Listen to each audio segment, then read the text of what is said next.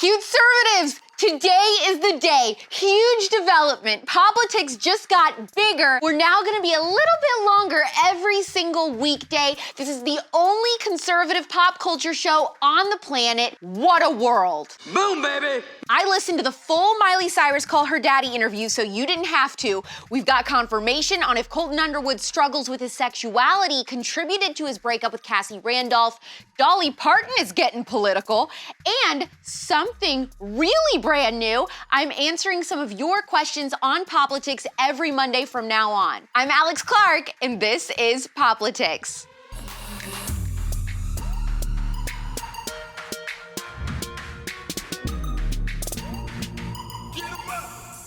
Hey, so pretty big deal. Miley Cyrus went on the Call Her Daddy podcast. She actually invited Alex Cooper, the host of the show, to her house, and it was a pretty spicy interview. Do you think it's hard because of how mega successful you are? How would you ever date a normal person? You can't. My ears definitely perked up when Miley started talking about losing her house in the 2018 California wildfires and how that helped her realize her own privilege. You and I were talking about how much guilt that I feel like I've always had about feeling like I know how fortunate I am, and I don't really feel comfortable with that. I don't feel comfortable with my privilege, and I think the only way through it has been through a little bit of trauma. Now, this stood out to me because Miley's one of the most progressive political activists in pop music, period, and a former Bernie Sanders supporter. So if something as tragic as your entire house burning down happens, couldn't that give you the opportunity to start scaling back, live somewhere a lot more modest, and give away almost all of your money?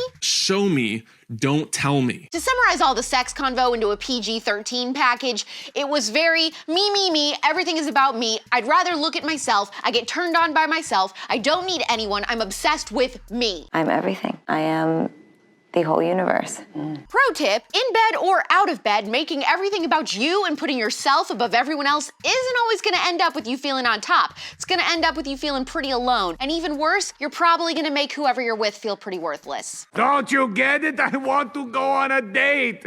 I'm lonely. Miley also said that she was sexually attracted to Minnie Mouse growing up and that she was super hot to her. I mean, I guess I kind of get this because I always thought Simba from The Lion King was kind of cute. Does this make me a furry? Run away and never return. Ooh, you know what? Another one is Mike Wazowski, Monster Zeke. Something about him only having one eye so he can't look at anyone but you. Schmoopsy-poo! Girls. Anyways, Miley also said Liam Hemsworth was the first guy she ever hooked up with, and then she said contrary to her public perception, she's extremely logical and that she likes to make a list every single day for what she wants to accomplish. This is the first I've heard of it. I mean, listening to this hour-long interview, I kind of believe her. She wasn't really emotional at all and super hot take, but what if it really was Liam that was the crazy one in that relationship? Whoa. That's the only way that I can get your attention. You know what I've been wondering since Colton Underwood and Cassie Randolph broke up? Was it because of his sexuality struggles? We talked about this on Poplatix when his book first came out a few months back because he said that he thought maybe he was gay as a kid. If you've also been wondering the same thing, big news, he answered that question and more in a new tell-all interview with Bachelor Nation King Reality Steve. You know you're not fooling anyone. He said, the bottom line is, I'm not gay. I have love and support for anybody in the LGBTQ community, and I support that, and love is love at the end of the day.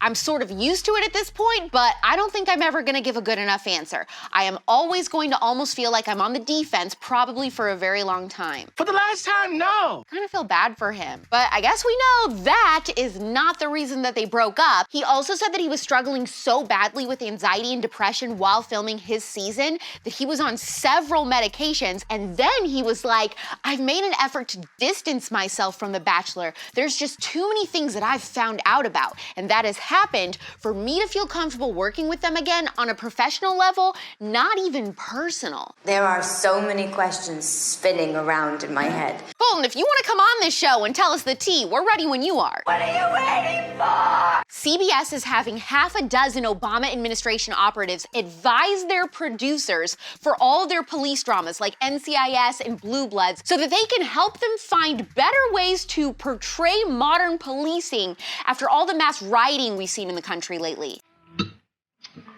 Thanks, Obama. In fact, the guy that is the NCIS Los Angeles showrunner insisted that the Obama administration officials' advice will help him with his responsibility to his audience. He said that this new partnership will help them ensure that they're producing accurate portrayals of law enforcement, and they want the show to play a small part in the ongoing reform moving forward. Narc!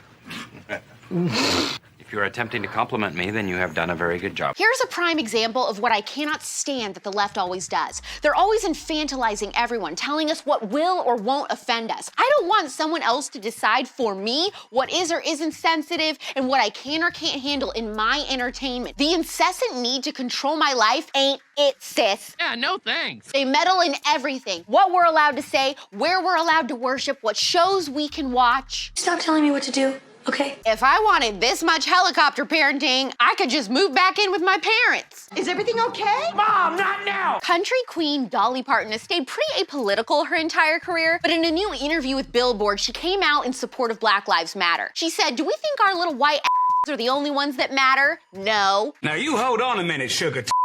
I didn't know this either, but in 2018, she renamed her Dixie Stampede dinner attraction in Pigeon Forge, Tennessee, to be Dolly Parton Stampede, because someone told her the word Dixie was offensive. She said, "Well, I don't want to offend anybody. This is a business. We'll just call it the Stampede. As soon as you realize that something is a problem, you should fix it." Go, confront the problem, fight, win. She said she's got friends on both sides of the political aisle, so that's why she doesn't like to get into politics publicly. To paraphrase, she said she respects her audience too much to take one side or the other publicly. She said she also respects herself too much for that. She said she does have her own opinions, but she knows she's gonna piss off half her audience if she tries to talk about them. Then she continued and said, "I'm not a judgmental person. I do believe we all have a right to be exactly who we are, and it's not my place to judge.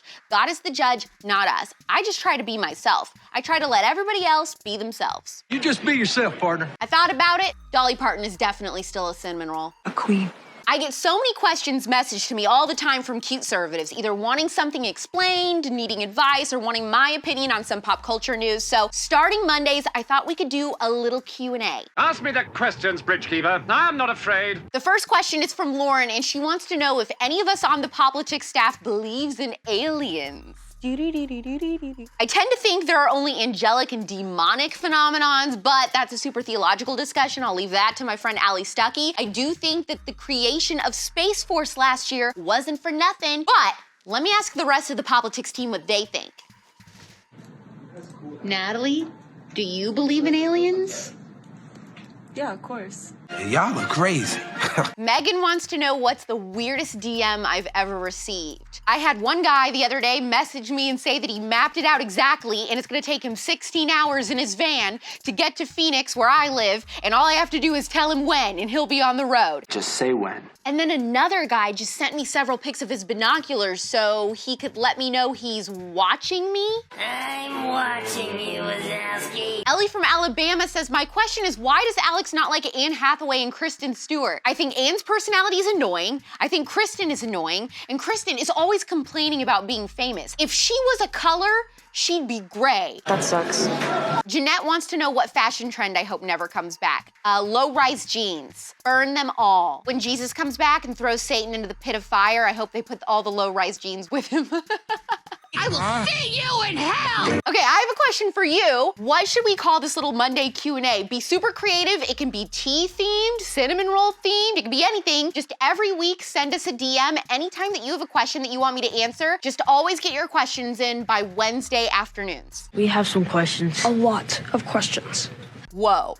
We did it. Our first longer episode. Now that we've got a little extra time to play with, do you have any suggestions for segments or things that you'd like to see us start doing? Because we got all the time. Abigail says, no, we don't. We have a very specific amount of time. We have all the time. Go subscribe to us wherever you like to listen to podcasts, because we upload the show every single day on there. When you cannot watch, you can just listen. Search for Poplatix on Apple Podcasts, Spotify, iHeartRadio, and more. If you're already subscribed to us, please go leave us another 5-star review today. You don't have to actually write anything out long. Just tap that little 5-star button. Please like this episode. Leave your suggestions in the comments. Share this to your stories. We are back tomorrow at 4 p.m. Eastern, 1 p.m. Pacific. It's pop culture without the propaganda every single day. I'm Alex Clark, and this is Poplatix.